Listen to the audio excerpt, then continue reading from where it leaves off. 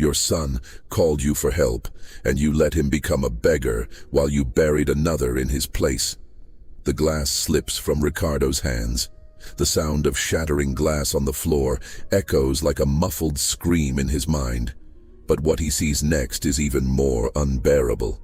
Miguel, his son, stands before him, looking like someone who has survived hell. His leg is deformed, and his sunken eyes reflect a mix of pain and a far crueler emotion: abandonment. I tried. I called. You didn't answer. Miguel's words claw at Ricardo's conscience. Each syllable strikes like a blow, a reminder that while he wept at a grave, his son was writhing in the streets, begging for help. He had been ignored, discarded like a prank, a cruel joke played by life that chose to toy with a father's and son's fate. 6 months. That was the time Miguel had spent living like a ghost, in riverbanks, in the shadows of buildings, without documents, without a name, with no one believing his story. Meanwhile, Ricardo remained unaware that the emptiness he felt was far deeper than he realized. He stood before a tomb, mourning a boy who wasn't his, but who, by the insistence of fate, could have been. Miguel had tried to return. He sought help, but in the voice of the housekeeper Marisa, he found only the harshness of disdain. No, it can't be.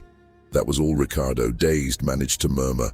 How was it possible for a life to be cast aside while he sank deeper into his grief? The truth began to unravel in his mind. Miguel was not simply lost in his life, but lost to him.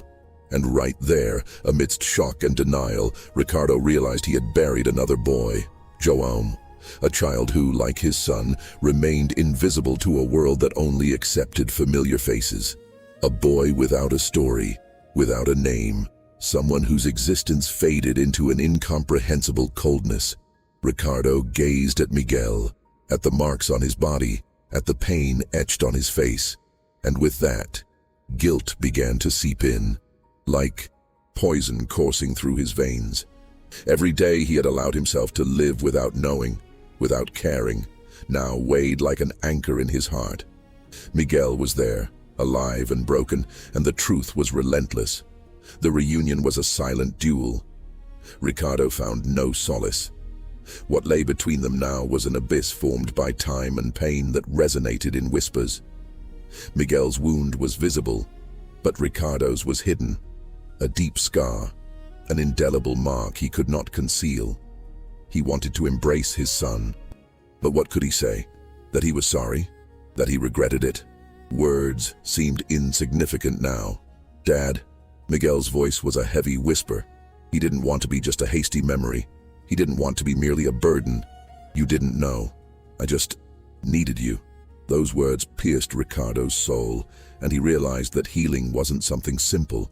An apology wasn't enough. Miguel had a new conversation, a new story ahead. But João, what would become of him? What could he do for him? A boy whom no one remembered, not even at the moment of his death. Ricardo didn't know what to do. He felt the urge to act, not for redemption, but out of obligation. João needed to be remembered, not as a statistic, but as a human being who had meaning, even if brief, who proved he was here. What crossed Ricardo's mind was no longer a whim of a father. It was the need to give voice to those who never had one. And while the world continued to spin, rushing into its mundane routine, Ricardo resolved that the truth could no longer be ignored. It was time to bring to light those forgotten voices. Ricardo did not shed his grief that afternoon. Each step towards João's grave felt heavy, as if the earth beneath him was draining his strength. He felt the weight of guilt pressing down on him, not only for the body swap, but for what he had failed to do. Miguel, his son, was there, within reach, while the name of another boy seared into his conscience. João, just a name now reverberating in his mind, as distant as the very truth he desperately sought. If this story is gripping you, subscribe to No Mercy Badge and hit the like button now. The cemetery walls, etched by time and the silent sorrow of forgotten families, seemed to observe everything. The birds in the sky were silent. A heavy hush enveloped the air, as if the souls resting there awaited acknowledgement. Ricardo's heart raced erratically. He felt the world's weight on his shoulders. What right did he have to bury a boy he did not know, yet somehow now felt a part of him? The day before, Miguel had shared more. Disconnected bits of information, fragments of a life that ventured into the darkness of the streets. His son no longer spoke clearly. There was a crack in the voice that had once been strong and decisive. Now it reflected the pain resonating within his soul.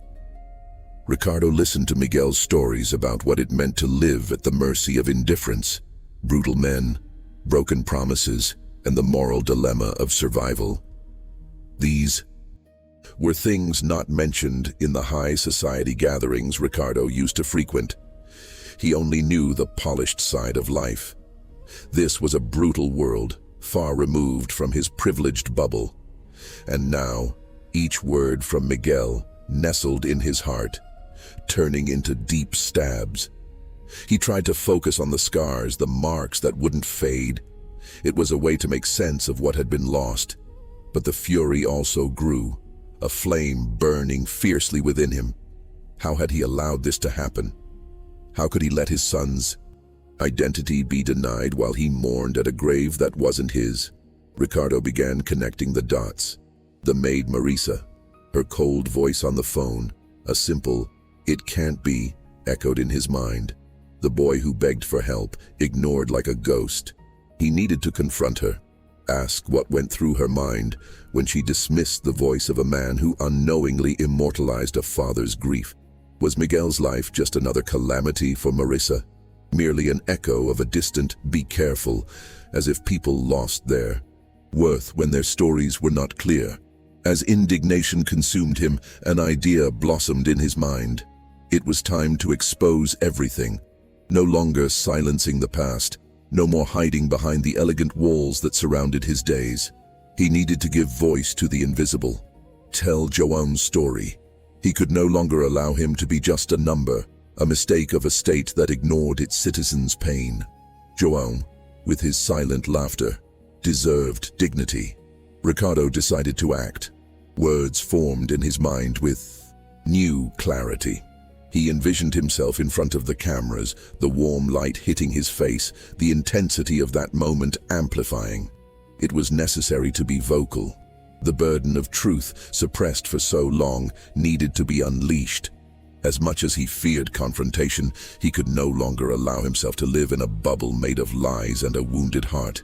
In that cemetery, he felt João's presence, no longer as a stranger, but as a symbol of a failed system, of the neglect that cost lives. With a clenched fist and a mind brimming with determination, Ricardo promised himself he would go all the way. He would become the voice João never had, and Miguel's pain would drive him even further.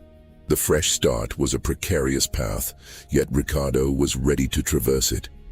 It was the only way to honor his son and to finally grasp that bravery isn't the absence of fear, but the willingness to confront it and move forward. Since that fateful day, Ricardo hadn't looked back at João's grave.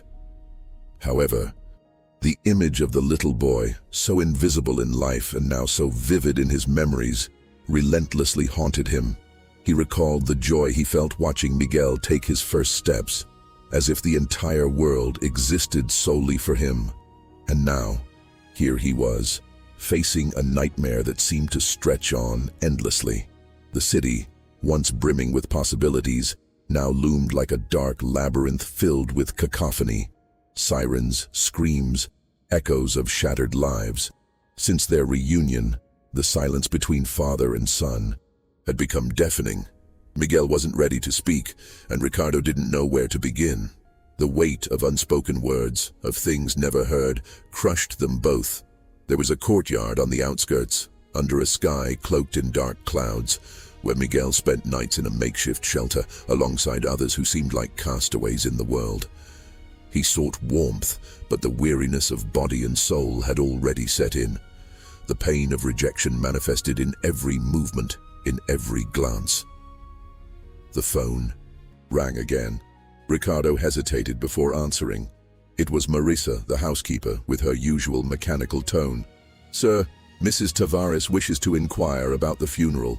He clenched his fist, each of her words burning like acid. What more was there to discuss? He couldn't bear the thought of arranging a burial that was not, and would never be, for his son. The formalities felt like an insult to João's memory and a deeper wound to Miguel's. Thus, João's story began to intertwine with Ricardo's. It was not merely guilt that drove him, but the necessity to give voice to what had been overlooked. He set out to research, to talk to those willing to listen. He discovered that João was lost in a crowd that would never see his dignity acknowledged. Social services had failed, records had vanished, and instead of a name, there was only a statistic. Miguel had become time and space, no longer a ghost in the shadows, but a cry of pain that had a name. The media began to follow the story. The scent of blood in the water was spreading. Once Ricardo decided to hold a press conference, a mix of anxiety and fury engulfed him. He would not just be a grieving father, but a man tormented by guilt that needed to be revealed. Cameras captured his expression, his resolute gaze. With Miguel by his side, he spoke of negligence, of the life that slipped away.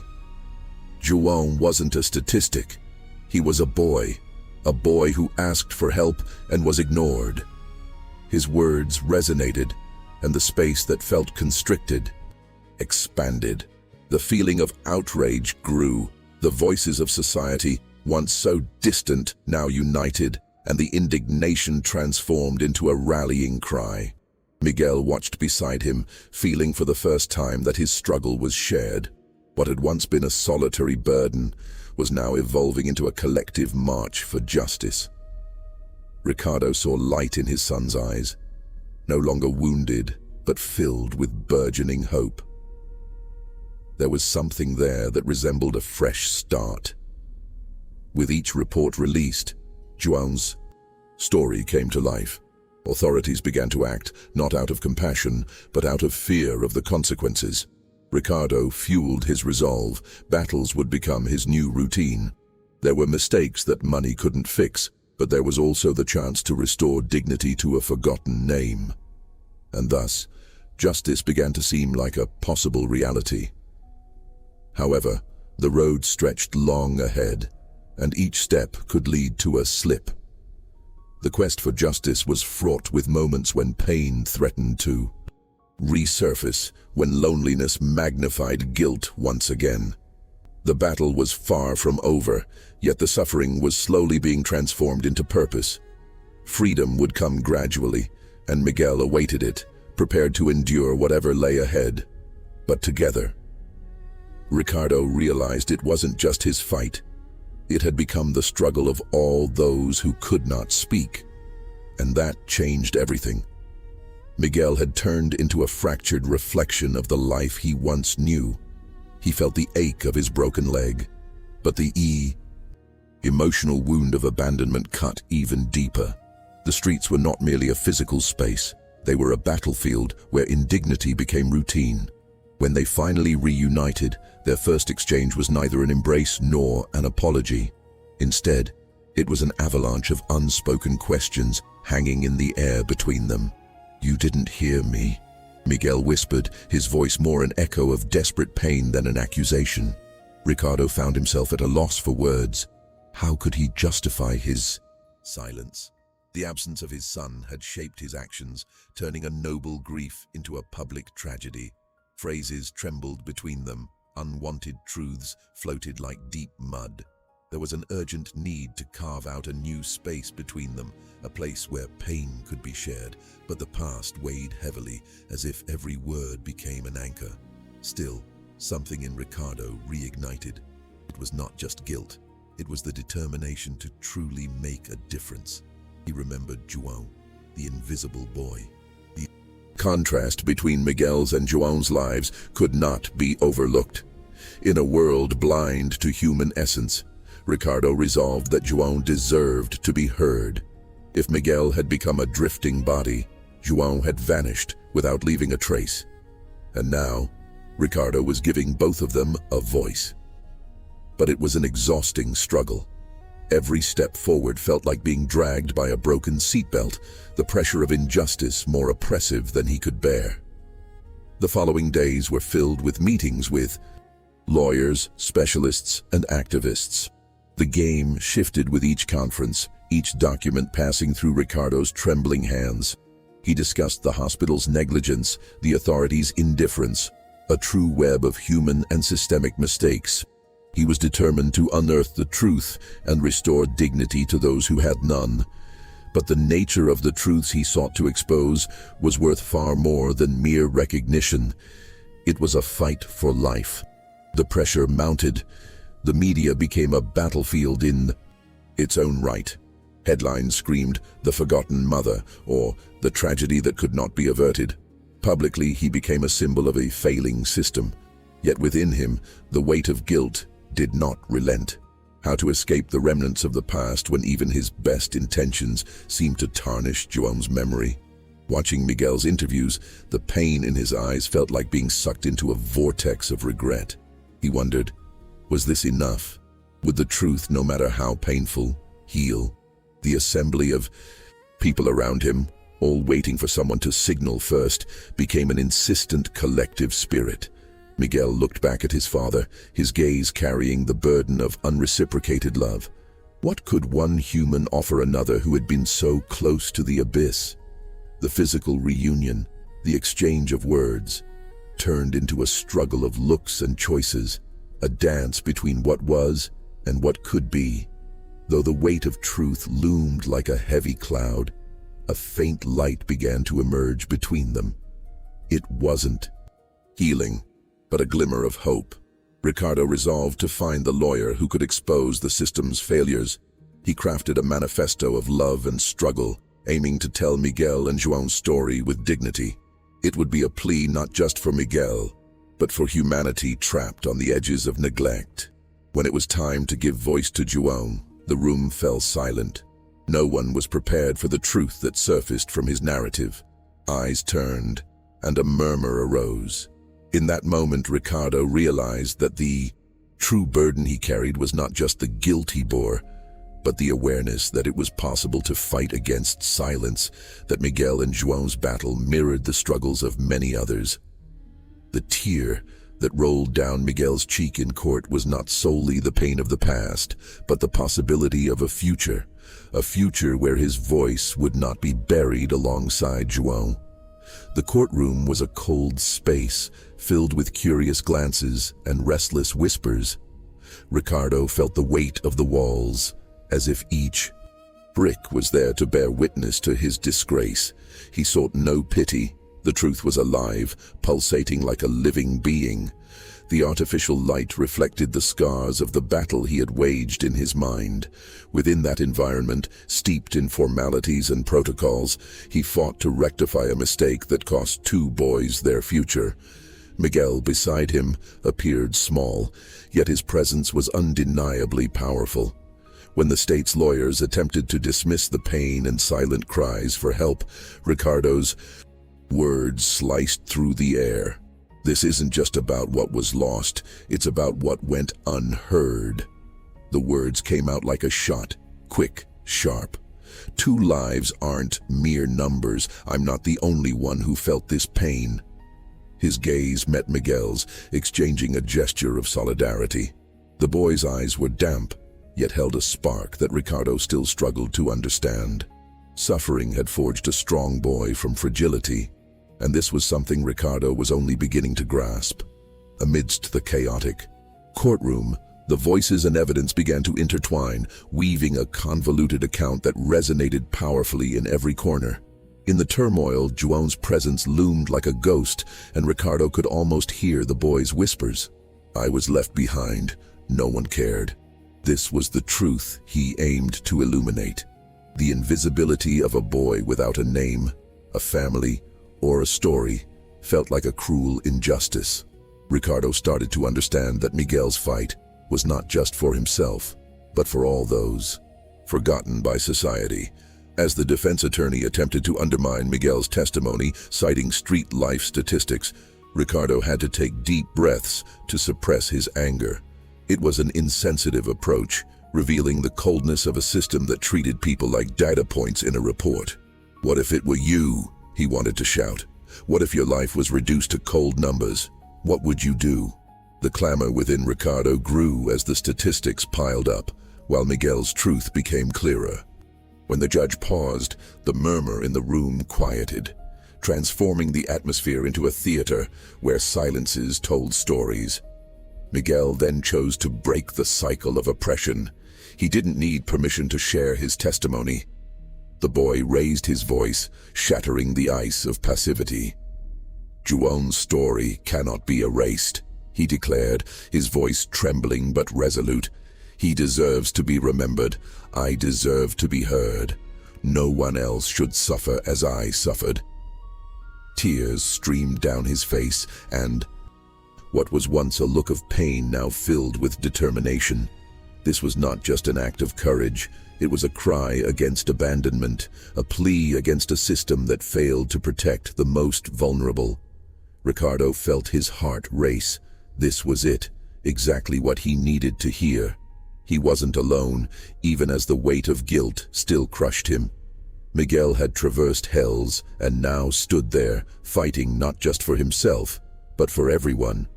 With the truth laid bare, the room transformed into a space of redefinition. Those who heard the echoes of the past began to squirm in their seats, and the resonance of the story being shared reverberated in every cold corner. With every word from Miguel, possibilities unfolded in the air. Ricardo realized there were many unnamed Joãos. How many more voices remained lost, suffocated by silence? He embraced this awareness as fuel, not just for justice, but for a movement. It was time to expose the open wound, to name the pain, to renew hope. In the end, the silence that followed Miguel's last word was not one of defeat, but an unexpected rebirth. When the verdict was pronounced, what truly mattered wouldn't just be the outcome, but the courage to speak up. Both stood at the edge of an abyss, yet for the first time, they were ready to face the eyes of what had been lost and rise together. And as the room buzzed back to life, Ricardo held Miguel's hand, a simple gesture yet filled with meaning. It was a promise that they would never be invisible again. The courtroom that day was more than packed. The chatter echoed off the walls, but Ricardo barely heard it. His focus was on Miguel, who stood tall like a beacon amidst the storm. There was something fierce yet vulnerable in his stance. He wasn't just there to seek justice. He was the living proof that pain could be transformed into struggle. Witnesses took turns, but what was said mattered less than the unsaid, the heavy, dense atmosphere of a past that should never have been. Ricardo looked into the audience's eyes and felt Miguel's transformative gaze lock onto his, as if to say, "We're in this together." When it was his turn, Miguel spoke with a trembling yet steady voice. Each phrase was like a blow to the armor of indifference that surrounded the authorities, who often regarded those cast aside as mere statistics. I asked for help," Miguel recalled, his eyes glistening with tears. "But you ignored me. I was invisible." And there, under the bright lights of the courtroom, he ceased to be just a face in the crowd. He became a story, a name that could not be forgotten. Ricardo, on the other side, felt the tremor of Miguel's words resonate in his chest. The guilt he carried seemed to intensify, intertwining with his son's determination. He then understood that Miguel's presence wasn't solely about seeking justice, but a profound need to be seen, to claim his place in the world, to be the protagonist of his own story. As the session progressed, the case revealed itself to be more intricate. Documents circulated, healthcare professionals and social workers testified, yet the essence of what was being discussed remained elusive. Ricardo realized that for those present, everything boiled down to numbers. How many services were overlooked, how many calls went unanswered. They were there, piecing together a puzzle, but the pieces were misshapen, failing to fit. And what about the buried boy? João? He had a life, a story. Ricardo couldn't contain his outrage. The room seemed to freeze. The opposing lawyer attempted to mask his discomfort, but all eyes turned to him, as if anticipating a response, an explanation that would never come. João was not just an administrative error, he was forgotten. Emotion surged from Ricardo's words, shaping what many preferred to overlook, the harsh reality of a system that fails to protect the most vulnerable. This story isn't just mine or yours. Miguel spoke up again. It belongs to all those who live without a voice. We are not just numbers, we are lives woven from dreams and pain. A heavy silence enveloped the room, and the coldness of the place seemed to dissolve under the warmth of raw truth. The indignation shared by Miguel and Ricardo stemmed not only from their suffering, but echoed for all those who remained unseen, a collective that united in a stifled cry. In a moment of impulse, Ricardo grasped Miguel's hand, each validating the other's pain, a gesture that, though simple, was monumental. It was a connection that transcended the courtroom. It was the acknowledgement that despite being separated by tragedy, they could still meet in the desire for change. As the session neared its end, the struggle was far from over. Ricardo understood that this new journey would require time and effort. There would be appeals, hearings, and a reliving of the past. Yet deep within his soul, a spark of hope flickered. They were not just fighting against a mistake. They were igniting a revolution to give voice to the voiceless. When the courtroom lights began to dim, a chill filled the space, but within Ricardo and Miguel burned a warm flame. The future was uncertain, yet for the first time that didn't matter. Together, they became the very essence of resistance. The courtroom, an arena of emotions, witnessed a fierce confrontation. Ricardo knew that the words he was about to speak would be more than a father's plea. They would mark the last line in the sand, the boundary between the life he led and the one he aspired to create. Looking at Miguel, seeing the boy marked by the streets, his breath was heavy. Miguel's gesture of holding his father's hand was a silent plea. Let's stand together. The hearing commenced, and the judge, a stern figure, seemed to bear the weight of the world on his shoulders. But what was a system against so many lives shattering? The prosecution, stiff in formal attire, had honor in its lexicon, yet it was a flawed dictionary filled with empty words. In his speech, Ricardo wielded pain as a weapon. He laid bare the months of suffering that Miguel endured and fervently highlighted the lives that went unnoticed, the body of João, the boy who never had a voice. He drew a parallel between his two sons. One was privileged with love, while the other was a forgotten statistic. João deserves to be remembered. José and Maria and João, they are more than numbers on a page. With a trembling voice, Ricardo's fight resonated in every syllable. He did not seek to win a case, he sought justice. Justice as a concept that one wishes to glimpse, yet often reveals itself as a mirage. A whisper in the room transformed into a roar. The audience began to stir in sympathy. The emotion was tangible. The portrait of a failed society was not just of Miguel or João, but of all. People we abandoned without realizing. Further back, a woman, mother of a missing boy, wept. The image of powerlessness, she was not alone. Each tear that fell there represented a life that could not be saved, a story left untold. The defense, if they could even be called that, merely cited protocols pointing to the cold bureaucracy. It was an administrative error, they justified. An error. Ricardo felt his anger rising. An error that cost lives, an error that shattered connections. The judge appeared numb from the repetitive phrases, yet he too understood that bullets were fired and could not be recalled. Blood spilled in the form of tears from those who dared to love. Miguel beside him embodied pure resilience, the boy who was reborn with every heartbeat. He rose, propelled by instinct. "I am Miguel Tavares," he shouted. The words reverberated. No longer was he an invisible beggar. He was a son, a lost son who had finally found his way, albeit covered in scars and pain. No one heard my cry for help, but now he took a deep breath. I'm here, and I won't be silenced again. The judge looked on, taken aback. For the first time, a glimpse of humanity crossed his gaze. Injustices are seldom eradicated by form-filling administrators, and thus the hearing progressed, filled with tension, moments of silent clashes between truths and lies. Ricardo was crafting his own revolution. It was no longer just about a legal process. In the depths of his mind, he envisioned a world where every shout from the lost would echo until the silence was vanquished. Miguel and João were not merely names. They were stories, and stories deserve to be told. As they exited the courthouse, the cold still bit at them, but a warm hope sustained their spirits. They walked towards an uncertain future, but together. The fight for dignity was just beginning, and the fire within them would fuel this new journey. There was no turning back. Each step towards the truth made them stronger.